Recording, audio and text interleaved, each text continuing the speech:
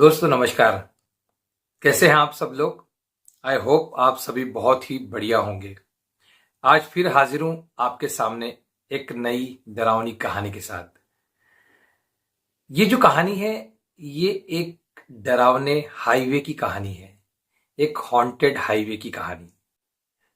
तो चलिए कहानी को शुरू करते हैं। दोस्तों कहानी शुरू होती है एक छोटे से कस्बे से।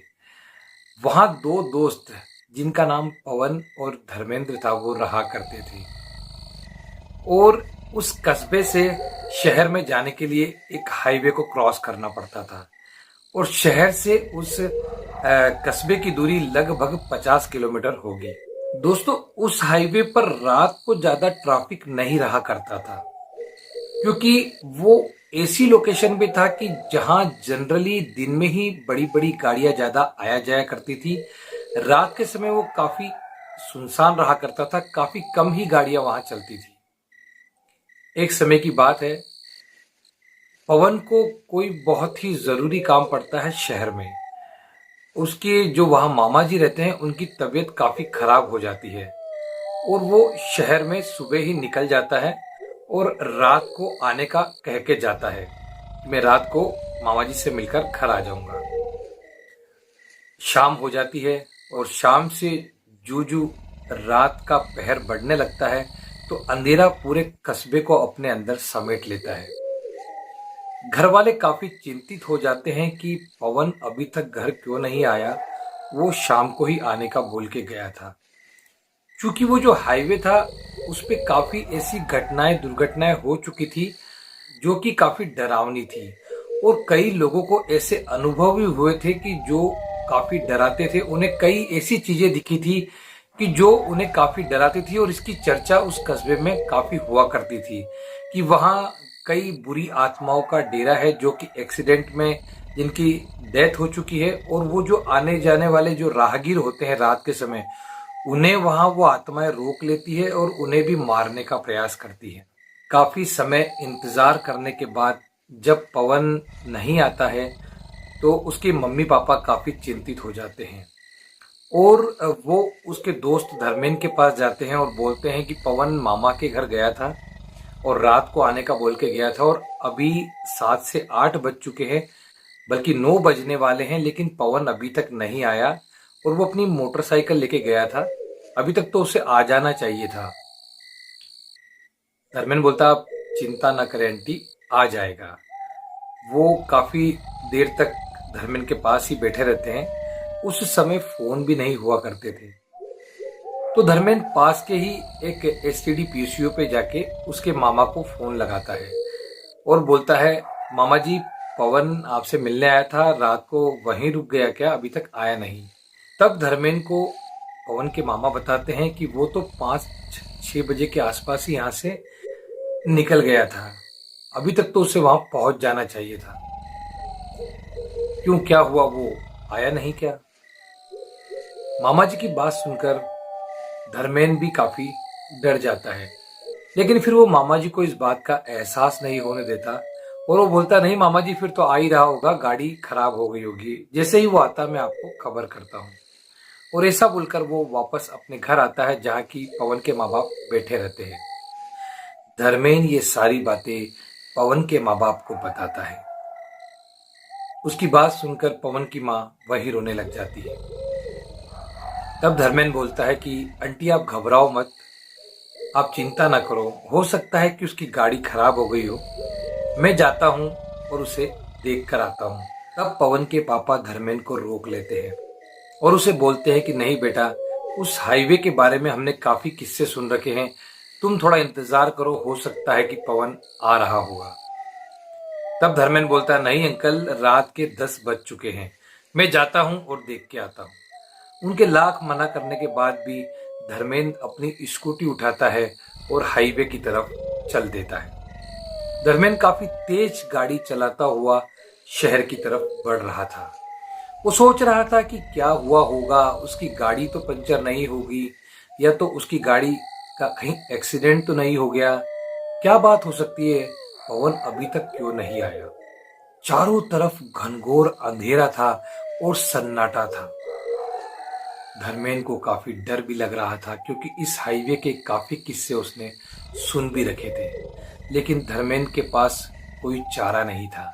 उसे तो अपने दोस्त को वापस लेके आना था। धर्मेंद्र आगे बढ़ा जा रहा था और जैसे ही वो अपने गांव से 15 से 20 किलोमीटर दूर उस हाईवे के बीचों बीच पहुंचता है, तभी अचानक उसके सामने एक बूढ़ा व्यक्ति आ धमकता है। धर्मेंद्र अपनी गाड़ी के दोनों ब्रेक जोर से लगाता है और जैसे ही वो गाड़ी को रोकता है तो गाड़ी स्लिप होते हुए उस व्यक्ति के बिल्कुल पास में जाके रुकती है। इनकी हेडलाइट जैसे ही उस व्यक्ति के चेहरे पे पड़ती है तो धर्मेंद्र कांप जाता है। वो बूढ़ा काफी भयानक लग रहा था और काफी डरावना भी। ऐसा लग रहा था मानो वो 100-200 साल का कोई आदमी हो और काफी समय से उसे कोई दूसरा इंसान मिला ही ना हो। लेकिन फिर भी धर्मेंद्र घबराया नहीं और उसने बोला, दादा क्या आप मरोगे क्या? मेरी गाड़ी के सामने एकदम से क्यों आ गए? तब वो बूढ़ा आदमी बोलता है, बेटा तुम मुझे क्या मारोगे, हम तो कभी के मर चुके हैं। तब धर्मेंद्र बोलता है, दादा ये फालतू की मजाक मत करो, आप मेरी गाड़ी के सामने से हट जाओ। अगर अभी गाड़ी में ब्रेक जरा भी कम होते तो आप मेरी गाड़ी के नीचे आ जाते।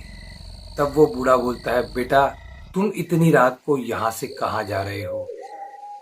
तब धर्मेंद्र बोलता है, दादा मेरा एक दोस्त है, वो शहर से निकला था लेकिन अभी तक आया नहीं, पता नहीं वो कहाँ रह गया। तब वो बूढ़ा बड़े आश्चर्य से उसकी तरफ देखता है और बोलता है, मुझे पता है तुम्हारा दोस्त कहाँ है। उस बूढ़े की बात सुनकर धर्मेंद्र की आंखों में चमक आ जाती है और वो बोलता है, दादा जल्दी से बताओ ना मेरा दोस्त कहाँ है। तभी अचानक आसमान से जोर के बिजली चमक और बारिश की बूंदें गिरने लग जाती हैं।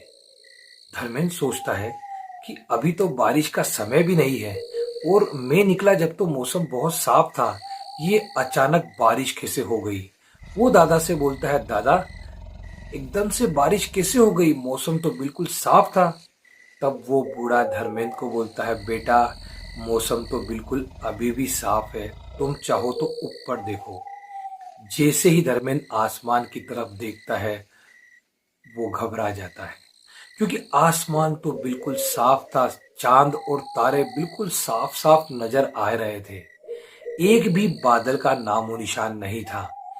धर्मेंद्र डर जाता है और उस दादा से पूछता, दादा क्या आप कोई जादूगर हो? तब दादा बोलते, नहीं बेटा तुम मेरे साथ चलो, मैं तुम्हें बताता हूँ तुम्हारा दोस्त कहाँ है। धर्मेंद्र दादा के साथ जाता है। दादा उसे हाईवे के पास ही एक छोटे से जंगल में ले जाता है और एक कुटिया के बाहर जाकर उसे बोलता है, तुम यही बैठो मैं आता हूँ। दादा कुटिया के अंदर जाता है और अंदर से लालटेन जला के बाहर लेके आता है और टेबल पे रख देता है। एक तरफ धर्मेंद्र बैठा था और दूसरी तरफ वो बूढ़ा दादा। दादा दिखने में काफी भयानक लग रहा था। तब धर्मेंद्र पूछता है, दादा मैं आपके हाथ जोड़ता हूँ, मुझे बता दो मेरा दोस्त कहाँ है, मुझे बहुत डर लग रहा है। क्योंकि कुछ ऐसी घटनाएं उसके साथ हो चुकी थी बारिश वाली कि वो काफी डर चुका था। तब वो दादा बोलता है, बेटा इस हाईवे पे 15 दिन पहले एक एक्सीडेंट हुआ था और गाड़ी पर 3 लोग सवार थे। तब धर्मेंद्र बोलता है, हाँ दादा वो तो पूरे गांव में चर्चा थी कि 2 लोग यहीं पे खत्म हो गए थे, यहीं पे उनकी मौत हो गई थी और एक जना बच गया था। तब वो दादा बोलता है कि जो 2 लोग मरे थे वो अब आत्मा बन चुके हैं, वो अब भूत बन चुके हैं और बेटा उन दोनों ने गलत आत्माओं का साथ पकड़ लिया है। धर्मेंद्र बोलता है, गलत आत्मा है? तब वो दादा बोलता है कि बेटा इस हाईवे पे कई अच्छी आत्माएं हैं तो कई बुरी आत्माएं भी हैं। जो लोग मरे थे उन्होंने बुरी आत्माओं का साथ पकड़ लिया है और वो बुरी आत्माओं के साथ मिलकर यहाँ आने जाने वाले राहगीरों को परेशान करते हैं और उन्हें मार देते हैं और तुम्हारा जो दोस्त है वो भी उनके कैद में है। बात सुनकर धर्मेंद्र बहुत ही डर जाता है और वो कांपने लग जाता है। तब वो दादा से बोलता है, दादा अगर आपकी बात सच्ची है तो मैं आपके हाथ जोड़ता हूँ। आप मुझे बता दीजिए वो बुरी आत्माएं कहाँ हैं और आप मेरे साथ चलिए, मेरे दोस्त को आज़ाद करा दीजिए। मेरे दोस्त की माँ का रो रो के बुरा हाल है। तब वो बूढ़ा आदमी उससे बोलता है कि इसमें मैं तुम्हारी कोई भी मदद नहीं कर सकता। तुम्हें मैं बता सकता हूँ कि वो दो लोग कहाँ मरे थे। जहाँ वो दो लोग मरे थे उन्होंने वहीं तुम्हारे दोस्त को पकड़ रखा है और बहुत सी बुरी आत्माएं भी उनके साथ है। मैं दादा की बात सुनकर काफी सहम जाता है। एक बार दादा से वापस आग्रह करता है कि दादा, मैं आपसे हाथ जोड़कर विनती करता हूँ, आप मेरे साथ चले और मेरे दोस्त को आज़ाद करा दें। तब दादा उसे बोलता है कि तुम जाओ और तुम उसे आज़ाद कराओ। अगर तुम्हें मेरी ज़रूरत पड़े तो मुझे एक बार चोर की आवाज़ लगा देना, मैं आ जाऊँगा। क्योंकि वो जो जगह थी वो दादा की कुटिया से थोड़ी ही दूर पर थी। धर्मेंद्र हिम्मत करता है और अपनी स्कूटी उठाता है और चल देता है अपने दोस्त को बचाने के लिए। धर्मेंद्र जैसे ही अपनी स्कूटी उठा के दादा की कुटिया से थोड़ा आगे चल के हाईवे पर आता है और थोड़ा आगे बढ़ता है तो उसे एक पुरानी पुलिया दिखाई देती है। वो क्या देखता है कि उसका दोस्त हाईवे के बीचों बीच बैठा हुआ है और उसे 5-7 आत्माओं ने, भूतों ने घेर रखा है। धर्मेंद्र बहुत बुरी तरह डर जाता है, लेकिन उसकी दोस्ती काफी पुरानी थी और अपने दोस्त के लिए वो जान भी देने को तैयार था। और वो दूर से ही चिल्लाता है कि पवन, तुम घबराओ मत, मैं आ गया हूँ और मैं तुम्हें इन आत्माओं से, इन भूतों से आजाद करा दूंगा। जैसे ही धर्मेंद्र की आवाज वो भूत सुनते हैं, वो भूत जोर जोर के ठहाके मारने लग जाते हैं और बोलते हैं कि एक शिकार और आ गया, अब इसे भी हम नहीं छोड़ेंगे। जैसे ही पवन धर्मेंद्र को देखता है उसकी जान में जान आती है और उसका डर भी थोड़ा कम होता है। उसे ऐसा लगता है कि अब उसको बचाने वाला कोई आ गया है। वो आत्माएं जैसे ही पवन की तरफ बढ़ती है, पवन जोर के चिल्लाता है और धर्मेंद्र भी दौड़ लगा के पवन की तरफ भागता है। और जैसे ही धर्मेंद्र पवन की तरफ पहुंचता है तो वो तीनों चारों आत्माएं उसको भी अपने गिरफ्त में ले लेती है और दोनों को अपने जाल में फंसाकर उन्हें मारने का प्रयास करती है। तभी धर्मेंद्र को दादा की कही हुई बात याद आती है और वो दादा का नाम लेकर जोर के चिल्लाता है। और जैसे ही वो चिल्लाता है तो आसमान से एक रोशनी आती है और जैसे ही वो रोशनी आके उनके ऊपर पड़ती है तो वो आत्माएं उनसे दूर हो जाती है और वो देखते हैं कि थोड़ी दूर से दादा वहां चलते हुए आ रहे हैं। और वो दादा जैसे ही पास में आते हैं तो उन तीनों आत्माओं में से एक आत्माओं ने बोलती है कि पापा, आप यहाँ क्यों आ गए, आप यहाँ से चले जाओ, हम इन दोनों को नहीं छोड़ेंगे। तो वो दादा उसे बोलता है कि बेटा, इन बुरी आत्माओं का साथ छोड़ दे, ये तुझे बर्बाद कर देगी, तू क्यों इन निर्दोष लोगों की जान ले रहा है। तब वो लड़का बोलता है कि नहीं पापा, इस हाईवे से जो भी जाएगा हम उसे नहीं छोड़ेंगे, हमें भी किसी ने अपनी गाड़ी के नीचे कुचल कर मारा है। जब वो दादा की बात नहीं सुनते तो दादा उन्हें आखिरी चेतावनी देते हैं और बोलते हैं कि मैं तुम्हें बोल रहा हूं कि तुम इनसे दूर हो जाओ और यहां से चले जाओ, नहीं तो मैं तुम्हारा सर्वनाश कर दूंगा। लेकिन वो तीनों आत्माएं जब दादा की बात नहीं मानती तब दादा अपनी आंख बंद कर लेते हैं और जैसे ही आंख खोलते तो एक रोशनी निकलती है जिसमें वो तीनों आत्माएं जलकर भस्म हो जाती है।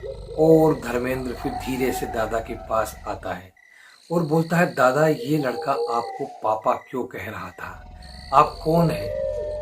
तब वो दादा बताते हैं कि बेटा, 15 दिन पहले जो बाप बेटे एक्सीडेंट में मरे थे उसमें से बाप मैं हूं और ये मेरा बेटा था। बेटा, मैं काफी पूजा पाठी और धार्मिक किस्म का इंसान था, लेकिन हमारी मौत एक एक्सीडेंट के चलते हो गई और मेरे बेटे की आत्माओं को यहाँ रहने वाली बुरी आत्माओं ने जकड़ लिया। मैंने काफी समझाया लेकिन उन्होंने मेरी एक न सुनी और मैं उनसे दूर हो गया।